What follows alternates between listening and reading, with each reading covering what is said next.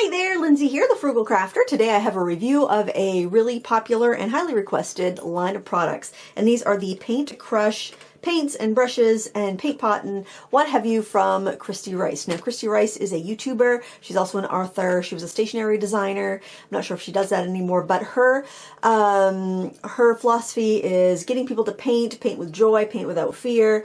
It's all stuff I really like the ethos behind, and she does a lot of loose watercolor florals on her website and on her YouTube channel, which is very popular right now, and she has designed a line of products that will go well with that. So when I asked people what they wanted me to review first, they said this, the Kristy Rice paints were right on the top of the list, and I've been using them for a few days and really enjoying them.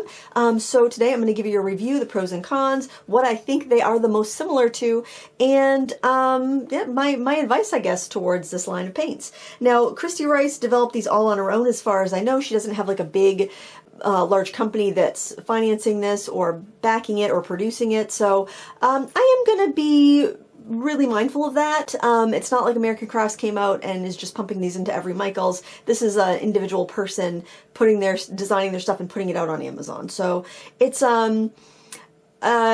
you know, I'm gonna definitely take that in consideration because I don't want to throw anyone under the bus, and I know how much work it is to bring product out there when you do have a big company behind you, and I can't imagine doing it all on my own. So kudos to Kristy, and I may be a little bit kinder in a review because of that. I just want to put it all out there. I want to make sure that I don't leave anything unsaid to you, dear viewer, but I also want to show mad respect for anyone that decides to design their own product line and put it into the world, because it's scary. It's an investment and it's a risk.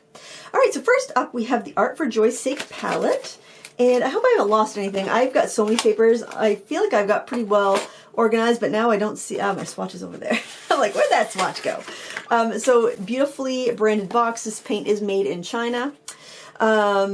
It says dye boosted pigments with light fast rating 7, excluding fluorescence, made with gum arabic and vegetable glycerin binders. I did look at the FAQ part of her website because I was trying to see if there was pigment information, because I thought she said something about pigment information being available. I couldn't find that, but some people did ask if the paint was vegan, and she said yes they were, and that would totally square with my use of this paint, my experience with this paint. It did not feel like it had oxgall in it. It was it's a paint that kind of stays where you put it. And yeah, it's a beautifully designed box, and I think what I was most excited about was this beautiful screen printed tin. It's or lithographed. I'm not sure. I don't know my printmaking on metal techniques, but it's got your beautiful thumb ring. It's got this beautiful pattern on it. I am a sucker for cute novelty palettes, as you probably know. You know what, maybe I should I'm just going to move stuff out of the way, because I think that if I don't, then you can't really see how pretty this is. So this is beautiful, and I think a lot of people are buying it for the case, because the case is lovely. Now this costs $42, and that's kind of expensive for a set of 12, I don't want to say no-name brand paints, but paints that aren't coming from like a legacy company. Even famous brand paints, student quality, probably wouldn't cost this much for a 12 set. Like if you're looking at a 12 set of Cotman, it would probably, or Van Gogh, it's probably going to be around $15 to $20. And I would say, I think that like Van Gogh and Cotman is a higher quality of paint. Like Sennelier La Petite Aquarelle, I think, is around 20. I do find the quality of those paints to be higher, and the sets to be more, like when you're getting a 12 set from a legacy brand, to be a little bit more customary and mixable and useful. But then again, I'm also not disparaging this, because this is a curated set, and curated sets can be very fun to paint with, especially if you're feeling stuck. The paint did not bead up on the surface. It did stain a little bit. That's probably where the dye boosted colors come from. You can pull out this tray and you've got more mixing space. Just maybe avoid the little thumb ring area if you're, but that's raised, so that's actually good. The thumb ring is on a raised part, so I don't think you're accidentally going to mix there and get this all over your hands when you're out painting. The rails on the tray are rose gold. I haven't seen that before. That's kind of a cute, it's kind of a cute touch, and it's a very aesthetic tin. The edges are all rolled over, so you don't have to worry about cutting yourself, and it's a beautiful tin.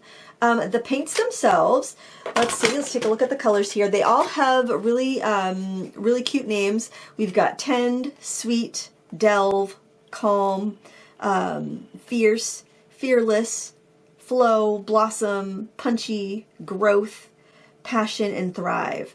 Now, if I had to give these customary names, I would, that would probably be like a phthalo turquoise. That would be, well, that's kind of like just a pale pastel pink. Delve, that's kind of like your burnt sienna. Calm is like a buff titanium. Fierce is like a naphthol crimson. Fearless would be a neon yellow. Flow would be a phthalo blue. Blossom would be like a Joan Brilliant. Punchy would be like a dioxazine violet. Maybe with a little something else in it because it's not quite, it's a little pinker. Growth would be like your sap green. Thrive would be like your green gold. And passion would be like an opera pink. So if they're saying these all have a light fastness rating of 7, which would be on the blue wool scale, 8 being best, 1 being worst, they're saying that the fluorescents are the ones that don't have light fastness of 7. I'm not sure if they're considering flow to be a fluorescent, but I would say probably passion and fearless would be fluorescents there. But you know, pastels generally don't have a really high light fastness rating. Even if you're taking a light fast pigment and you're putting it into the amount of white you need to make it a pastel, generally the light fastness is affected because you've spread out those molecules of color. So I'm all this to say is that I would, if you want to buy these to paint with them because they're fun and you love the colors, great, go ahead and do that. But I wouldn't necessarily hold the light fastness claim to be 100% there. These are listed on Amazon as professional paints. I would not consider these professional paints at all. I think that's a stretch. I wish they were called fun paints or fun art or something rather than professional, because in a professional paint you don't see this like grit in the wash. I can see like a scaling, like almost like a flocculation, this kind of like a lime scale effect, kind of like a hard water deposit type thing in some of these paints. And I'm going to show you the paints that I think these are the most similar to. And I actually did a like a comparison swatch. So these are the Paintcrush colors in the middle. It's a beautiful arrangement of colors. I don't want to take anything away from that. It's a beautiful arrangement of colors. But when I was looking at these and how easily they could wear down as you were painting with them, and just the texture of the pans, they reminded me so much of the Arteza watercolor set that came in the 36 set from Arteza pan set. They also reminded me a lot of the Meeden 48 pan set of the half pans, which I don't think is available anymore, but it was sold a couple of years ago. And I would not be surprised if they were the same paints, all made from the same factory. Of course, I can't say that for sure. I don't know, but that would be my opinion. Is if you just look at the texture of the paints. Now, keep in mind I just used these again a few minutes ago, so they're still wet. But they had a very similar, disregard this row, those were from tubes, but they have a very similar feel, a very similar consistency. They get these big, they take out a lot of paint. You get kind of like a big hole in the paint if you let water sit on it. I would not pre-activate these. You don't need to pre-activate them. Just go in there with a wet brush and you're good to go. If you spray these down and then go to work on them, they're so soft that you're going to get like a ton of really thick, goopy paint if you do that. So you don't need to do that. I wouldn't do that. I never did that because I got so much paint just from a wet brush. And also these Meeden watercolors. Again, you don't see too many watercolors that have such a matte finish on the top, but then are also easily to reactivate and also don't smell bad. Because I have seen other paints with this surface, but they reek, and these do not smell whatsoever, which is good. Because I was kind of worried when I saw that paint. I'm like, oh, is it going to be like the Master's Touch and Doodle Hog 48 set that just like you couldn't even paint with them in a room with a shut door because it was so strong. These have no smell to them. Very, very similar. If you have the Arteza pans, you have the Meeden pans, you love those paints and you just wish that you had more colors, then this is an excellent option for you. All right, so I did go through the set of 48 Meeden colors I had and the set of 36 Arteza pans I had to see if I could find any commonalities. I did see a big commonality just in the texture of the paint. They all seem to have that little bit of a scaliness, especially the Arteza, compared to some of these. The Arteza and the Kristy Rice, they had a very, very similar feel to them. Meeden was also very close. I would say like some of the colors are exact matches for texture and color from Meeden to the Paintcrush. But then again, these are, I found a match. I didn't find a match for these pastels. I didn't find a match for the neon. This kind of crimson color looked very similar to the one in Arteza. The brown was close to browns in both Meeden and Arteza, but not exactly the same. Could be a batch variation, but it'd be close enough. This beautiful tend color was very similar to a Meeden color. It's the same, it seems to be an exact match. The green gold color, I found a very similar one in Arteza, but not exactly the same. I won't call it exactly the same. This sap green is beautiful, and none of the greens were exactly the same in either set. This is much prettier than the offering from Arteza, and much more robust than the offering from Meeden. The Jean Brilliant from Meeden and the Blossom from Kristy Rice look very similar. The Kristy Rice blue is very similar to a color from both Arteza and Meeden. The fuchsia, which is called Passion, is identical to a Meeden color, not that close to the Arteza one. And then this purple, the punchy, is identical to a Meeden color, and the Arteza one is a little bit more blue and a little bit more neutralized. But I found them to be very, very comparable. But I did think that her curation of colors was really nice, and maybe that's the dye boosted. Maybe she had like a bespoke formulation on her paints. And this is speculation. I don't know who's making her paint. I'm just saying they seem so very similar to the Arteza and to the Meeden pans. And I mean, there's only so many paint companies out there. When I saw these came out, I was kind of hoping they'd be Mungio, because I really like the Mungio made private label paints. I think that they're a lot of fun. They have a lot of flow. These don't have very much flow, so if you want to do like wet into wet, you're not going to get that big whoosh of color. But that makes sense. She said they're vegan, so if they don't have oxgall in them, they're not gonna whoosh. But you can mix a little oxgall in your rinse water, and you can get that whoosh effect in your paint if that's something that you're looking for. And you can even get oxgall, synthetic oxgall, in a full pan from the company Lucas, if they still make it. And it's almost like a bar of soap, because what does soap do? It breaks down the surface tension of the water and lets the water be wetter, basically. Oxgall is basically like a detergent. It acts like that, and yeah, so that's an option that you can do if you get these paints and you're like, I wish they moved more. Well, that's something that you can do to make them move a little bit better. But I want to show you that comparison, because I do think that quality-wise, that's what they're in the ballpark on. They're in the ballpark of the Arteza half pans.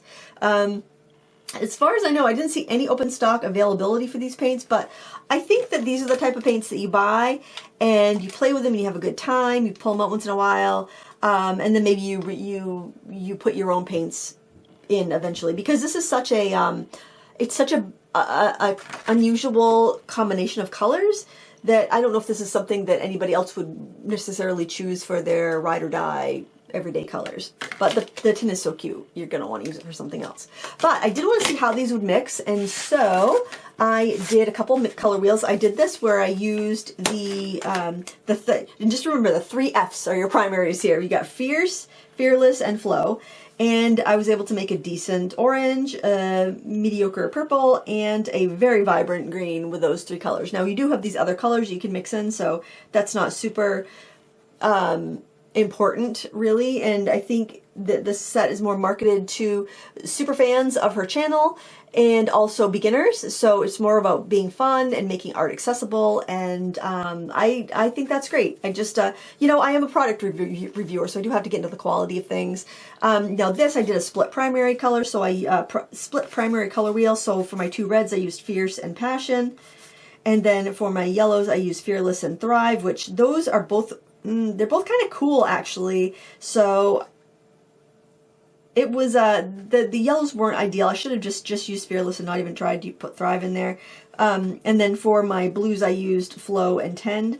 And you can see we got a really good range of colors. My orange was a little sus, so then I took the Fearless and the Fierce and mixed it over here and got a decent orange that way. But you can see some scaling here. The yellows seem to have some scaling in here, and so do the blues. So I think that's probably the filler or extender in the paint, because well, there's no pigment information disclosed anyway, but a lot of times paint companies in a budget line of paint, they will add like precipitated chalk in there. It's kind of like a very translucent white, PW4, and they'll put that in there to kind of bulk out a color or to dilute a color a little bit, but it can end up giving you these this bit of scaly texture in your paint, which I don't really enjoy. I like granulation, but this isn't granulation, it's just more of like a mineral scale look to it. So like again, because they call it professional paint on the Amazon listing, I feel like I have to I have to call that out and say I would not call them professional paint, especially where there's no pigment information. That's kind of like the baseline of what you're going to call a professional paint, is it lists the pigment information. So you as the artist can decide whether you want to use it and trust that it's not going to fade. And although these are, you know, definitely sold for fun, if you're going to call it professional, I've got to, you know, mention that. So the card is on watercolor paper, which is really nice. On the back there's room for more swatching, so you can kind of play. She gives you some ideas on how you might want to do some swatching, like leaf silhouettes, circles, herringbone pattern, crosshatch, just to give you a place to start, because I think sometimes we get up in our heads and we don't know what to do, and we don't want to ruin our precious beautiful paints, and this kind of is a little bit of an icebreaker, and I like that. I was having a really tough time this week getting inspired, and I opened up these paints and I started painting with them, and I'll actually show you what I did with them. And I had a great time, and it was so much fun, and it was so low stakes. I really enjoyed working with them. So I just made some watercolor cards. I took a watercolor crayon and colored on a rubber stamp and stamped it. Then I used the paints to draw some little flowers and just kind of fooled around with them. But this will give you an idea of what the paints look like in kind of a real use situation. You know, this one I actually used rubber stamps. I used the paint on a rubber stamp. But I mean, they worked fine. They're fine. Very much like Arteza. But yeah, they were fine. They were easy to use. The colors didn't go muddy on me, which I was surprised. I was expecting to get quite a bit of mud with the scaling that I saw and the opacity on some of those colors, but I really didn't get mud, so I can't really complain about that. Then I did a little pen sketch in my sketchbook, and I was just kind of fooling around, adding some colors. You can really see the scaling. Well, I don't know if it will show up on camera, but I can see a lot of scaling in there. I can see a lot of just like grit over my lines. And another claim on the website was non-grainy, but I do see some grain in there. And I'm not using it all that thick, and I'm still seeing the grain. So I also think that claim is a little bit overpromised. So just being honest here. And then I also wanted to share, she has a lot of coloring books, watercolor coloring books, and this one is called Winter Cutting Garden, and it says 25 illustrations printed on quality watercolor paper ready for you to paint. And I painted this amaryllis. I did just a really quick one. It's not, and it worked fine, but I would not call this watercolor paper. It's definitely more like cardstock, or coloring, like a high quality coloring book paper, but I wouldn't call it watercolor paper. It will do the job for like some, just like a very quick loose painting. But I did want to mention this is definitely more of like a mixed media cardstocky paper. But I mean, it's fine. Did the trick. It didn't buckle too badly. I didn't add tons of water on it. It buckled a little bit, but not bad. Not bad at all. And it was fun. It was fun to paint. So I did want to just share that in case you were curious about any of her coloring books. They're not watercolor paper as what I know watercolor paper to be, but they did seem to do fine with her watercolors. And probably she may have designed her watercolors to work better on a paper like that because she has a lot of coloring books. So it could be she went with this formulation of paint because she knew it was going to work well in her coloring books, where if you're using a more transparent watercolor, it could pill the paper or seep through a little bit more than something that's a little bit more bodied than like this is. So we're going to get into the brushes. Something else I wanted to show you, because speaking of the tin, because I know a lot of people would be like, I wish I could just get the tin because I already have paints I love. And the reason why, and I totally know, the reason why people buy products that are designed by their favorite YouTubers is because they want to support them and they really love the content they get online, and this is a good way to give thanks back. So that would also account for the price of the palette being a little higher for the quality of the paint.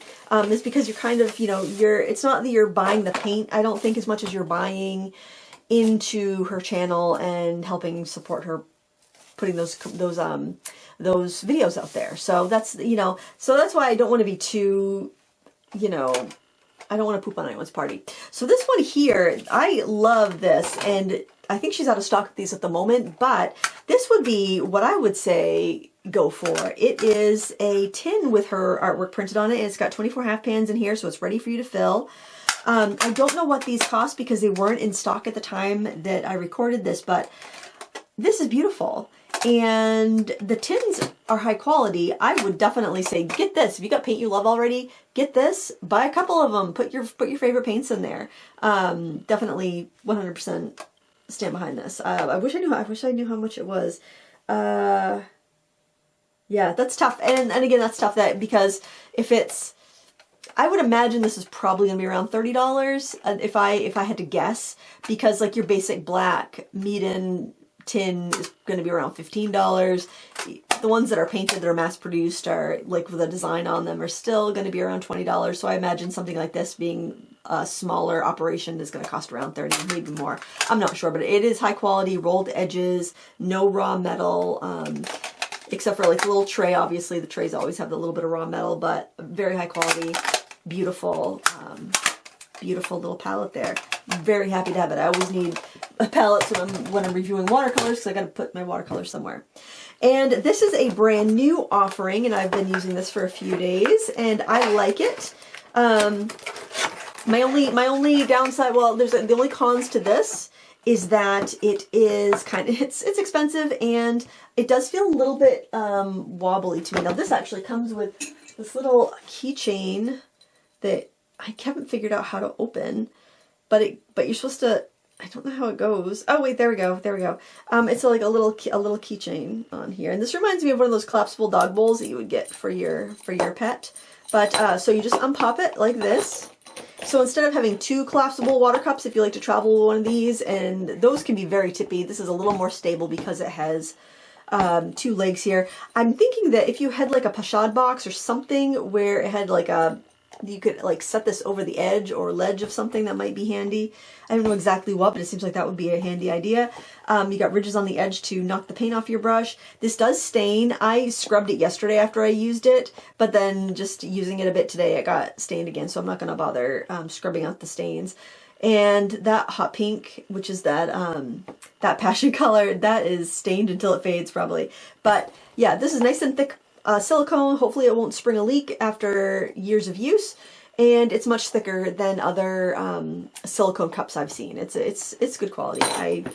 I like it. It's I think it's $36, so it is pricey, but you know, you're supporting the artist when you buy something like this, and it is a very useful thing, and it would pack nice and flat in your travel art bag if you like to go to classes. That would be nice. It's, you know, smaller than having a couple mason jars of water, and then you don't have to worry about them breaking. So that is the collapsible painter's pot. And her packaging is beautiful. So the nice thing about that is if you want to buy these for gifts for people, it feels kind of special because of how thoughtful and pretty the packaging is. Now let's take a look at her brushes. And the brushes, I think, are probably the best of the line. I've been playing around with them, and then I decided just to do kind of a brush chart here so that I could kind of show everything. So she has two brush sets, and then she has a travel brush. I think that her first brush set was the Art for Joy's Sake brush set, and it comes in a little printed canvas pouch, which is really cute. These are $32 and $34. I can't remember which one is more, but honestly, I don't think it's a bad price for these sets. So this one here, we have 6 brushes, and our first is a 3/4 inch wash, and it makes a nice wide stroke. You can do chisel edge strokes for like ripples in water. You can do leaf strokes. Then we've got a 1/2 inch dagger brush here. You can see the variety of strokes there. We've got a 1/4 inch dagger. Honestly, you kind of don't really need both of those daggers because if you press more with a 1/4 inch, you can get a nice chunky stroke with that as well. You've got a #1 cat's tongue, which I'd say is about a 1/4 inch wide. The 1/4 inch dagger looks a little bit wider to me than a 1/4 inch. Looks more like 3/8. But anyway, that's neither here nor there. The #2 round is really nice. The carrying capacity of that #2 round is better than the liner, and it's easier to control because the bristles aren't so long. The liner I found to be to run out of paint quicker than the #2 round. So, and the #2 round has a nice point on it. So you may find if you're struggling with a liner to go with the #2 round. So that's what's in Arts for Joy's Sake thing, and of course you get the little pouch that you could put your palette in or whatever else you wanted to carry with you. And then we have the Free of Fear brush set, and this one contains a 3/4 inch dagger, which I think if you're maybe painting really large flowers, that could be handy. That's probably not going to be as handy for me, but I use like a 3/4 inch angle for plein air painting. I love it. So maybe I will get to use that a little bit more, and I will enjoy that more than my dagger than my angle that I usually use. It's got a lovely oh, let's see, I gotta go in order. So then we've got, well, I'll just go in the order where I put these back in here. We've got the number 12 round, which is a beautiful round brush. I like the length of all of her bristles. They're perfect for doing loose florals. They're perfect for carrying a lot of paint. These are all Taklon brushes, so they're not the super absorbent soft faux squirrel, but they are a synthetic bristle. So these have a little bit more snap and a little more bounce to them than a faux squirrel, and they don't get waterlogged as easily, but they don't carry as much water because of that. But I didn't have any qualms with the amount of water they would carry. Let's see, we've got the number 6 cat's tongue here. So it's like the cat's tongue over here, but just bigger. It's a great size. I really like that one. We've got the number 6 filbert, which is also about a 1/2 inch wide, and it's just a rounded flat brush, so you can do little petals. So a cat's tongue and a filbert are very similar. The cat's tongue is a little bit longer of bristle, and they're pointed. So if you look at those two brushes right there, the filbert has a rounded tip and the cat's tongue has a pointed tip. Then we have a 1/8 of an inch dagger over here. A lot of these are great for doing little leaves, little petals. And then we have the number 000 round, which again has a good load, like water holding capacity, surprisingly, and is very nimble because the bristles aren't too long. I really like these brushes. Now the downside to these brushes, there's only one downside, and I just saw it today, is that this brush right here, the paint cracked, and I did not leave it sitting in the water.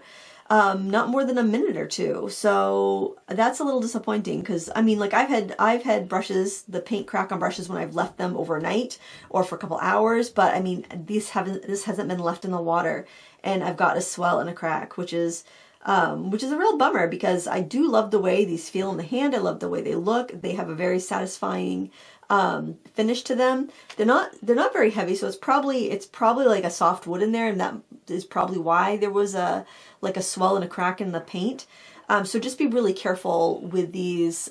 Make sure you do not leave them in the water for a minute. Rinse them off and lay them on a towel, because I think that if that happened after just one day, then that could easily happen, you know, if you're not careful. So that's something to be mindful of. But I do like the brushes, and I would recommend them. I think they do really well. They feel good in your hand, and they're very responsive. So they get 5 out of 5 stars from me. And then the last brush I'm going to show you is the Joy Chaser, which is this cute little travel brush. And I'm actually going to be doing a travel brush comparison video, because I've been collecting them, but then I'm like, I don't know, I don't have nearly all the travel brushes, so I don't know. Sometimes if I think of a video idea but I don't do it right away, then I kind of just poo-poo on it. So this comes in a beautiful pink felt pouch, which I don't know how useful that will be, except for just to keep you from losing your brush in your travel bag, because the travel brushes can be pretty small.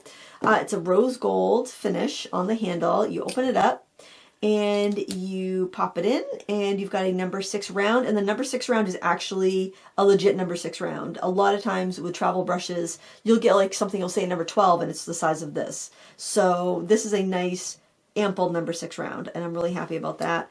Again, the finish on it's nice and glossy. It feels high quality, and I just did this little demo here with it. I could add a little bit more to it and show you the paints in action too. What did I do with it? I've got so much on my table. So there's our paint. So I put away my paint cup. That's all right. We'll put a little bit of water in here. I know. You know what? No, Lindsay, be an adult. Let's open up the paint pot. Let's do it right. If you want to see the paints and brushes in use, check out the video I did making all those cards, because that's featured there. So we're gonna pop it out. This is how you use this. This does feel nice and thick. I really hope this lasts a long time, because for the price that it is, you definitely would want to get a couple of years, in my opinion, you want to get a couple of years of use. I'm not gonna fill these all the way up.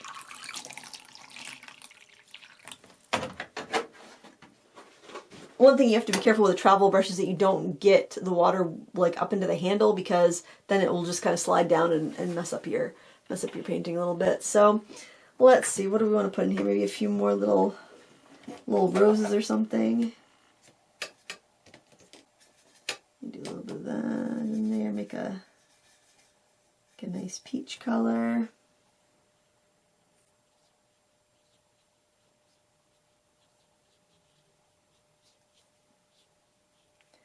Doing a little bit of, I don't do too many loose florals. I mean, I do once in a while. I've done a class on them, but they're not my bread and butter. I'm more of a still life painter. See, you can wash your brush in the dirty side and then wipe it in the clean side. Now, when I was painting with these, the dirty side did get pretty dirty pretty quickly, which I wasn't too surprised with, because these just are very similar to the Arteza and medium paints. We'll just do, you know, some little leaves. Add a little bit of the brighter green to it. I do find the colors mix really well though, so it's nice. I was a little surprised. I thought, oh, this is gonna make mud, but oh, I think they did pretty well.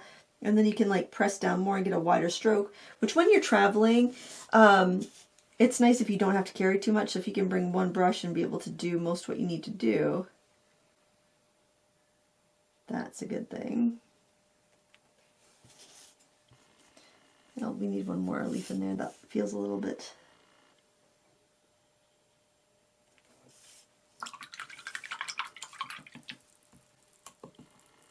Let's see.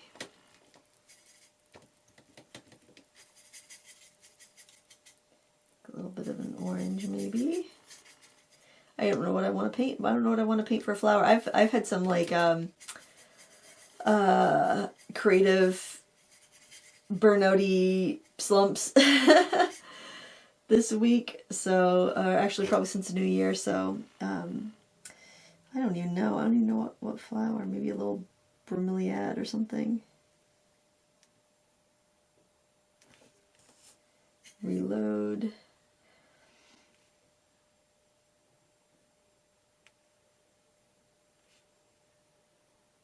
But yeah, her brushes are really great. She picked a really good supplier to go with for her brushes. The paints they're just not my favorite type of paint. But you know, we're all different. And I think it's a fun collection. Like I said, I like painting with a curated set. I love those premium marketing sets. I love like the Derwent line and wash set. I just think it's really fun to let somebody pick your colors when you're feeling a little bit uninspired. I think that it can help you. It can help you break through a tough time, a tough block.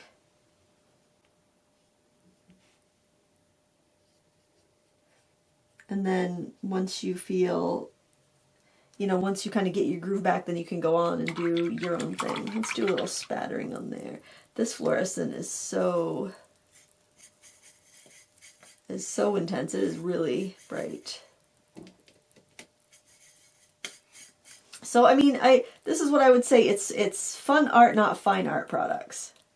And there's nothing wrong with that, as long as you know what you're getting, and as long as you are, fully aware of what you're getting. I think Kristy Rice seems like a delightful woman. I love the brushes. I think that this whole, the branding is excellent. And the tins are so cute. I'm just not 100% in love with the paints, but I did have a good time painting with them yesterday. I'm not gonna say that I wasn't. It's kind of like, sometimes you want to have, chips and salsa. It's not the healthiest thing for you, but you like it and it's enjoyable, and that's what these that's what this paint is. So just on that little bit of painting we did, you can kind of see how milky that water is on my rinse water. But I don't know. I think most people are buying this to support Kristy. They're buying it for the beautiful tin. The brushes are definitely wonderful. I mean, I don't think they're overpriced for what they are. You get the little pouch and you're getting, you know, you're supporting the channel. And I think you always have to kind of take that into consideration when you're buying in artist products, that you're not just buying something off the shelf at a big box store, which are, you know, where they can buy things by the tens of thousands and, you know, slash the prices down and, you know, sell it at a loss sometimes. An independent person can't do that. And I think in this situation, it's not quite fair to compare the prices for similar quality just because of that. But I want to thank Kristy for sending these to me. She said that she finally worked up her courage to send them to me, and so you know, that made me, I mean, it kind of made me feel like, oh no, she thought that I was gonna like bash them or something. I'm not gonna, you know, not gonna bash them. I think the tins are cute. I think the brushes are really high quality. The paint is not my favorite, but it's fun. It's fun. And the branding is great. The swatch card's great. I think there's a lot going for this set. Will I use the paints very often? Probably not. But I will use the brushes. I will use the brushes often, and I love this little travel brush. I think it's absolutely adorable. And I like the paint pot too. So I hope this answers any questions you have about the Kristy Rice line of products. If you have any questions that I didn't cover, then let me know in the comments below.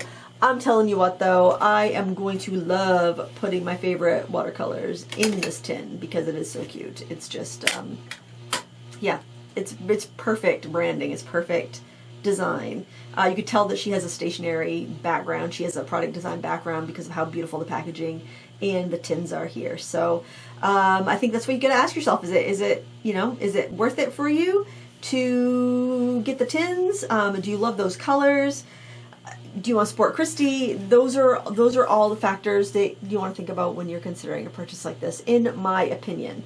I don't think you can go wrong with the brushes, and I don't think you can go wrong with the tins. Just keep your expectations realistic about the paint, and I think you have all the information that you need. Thank you so much for watching. Please give me a thumbs up if you enjoy these videos. Sorry about any background noises. It's winter in Maine. I can't get away from it. But anyway, I hope you have a wonderful day, and until next time, happy crafting. Bye.